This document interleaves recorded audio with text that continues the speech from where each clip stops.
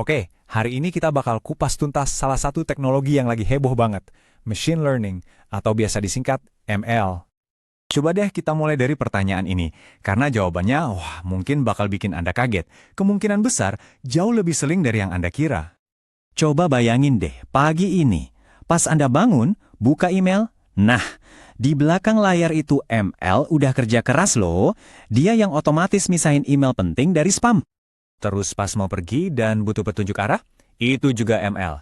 Dia langsung prediksi lalu lintas saat itu juga buat nyariin rute tercepat.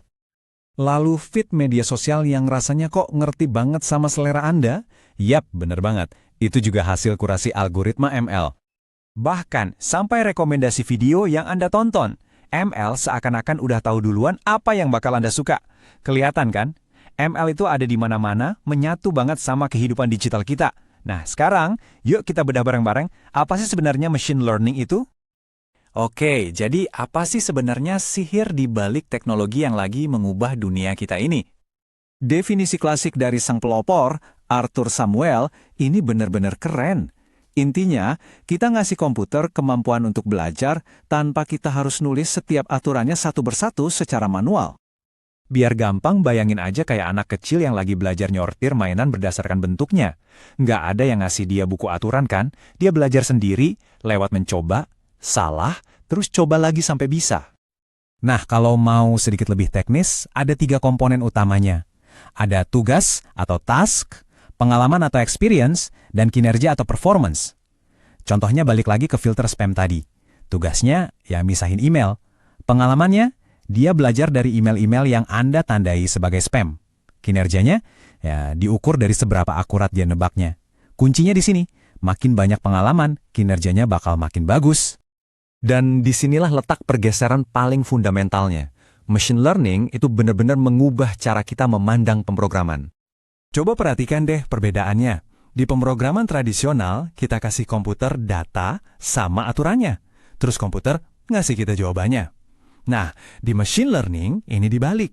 Kita kasih komputer data dan jawabannya. Terus kita suruh komputer buat nyari tahu sendiri apa aturannya. Ini benar-benar sebuah revolusi cara berpikir. Oke, ini kan bikin penasaran ya. Gimana sih caranya mesin belajar aturan-aturan ini? Well, ada beberapa pendekatan utamanya. Umumnya ada 3 gaya belajar utama. Supervised, unsupervised, dan reinforcement. Gampangnya gini, supervised itu kayak belajar dibimbing guru.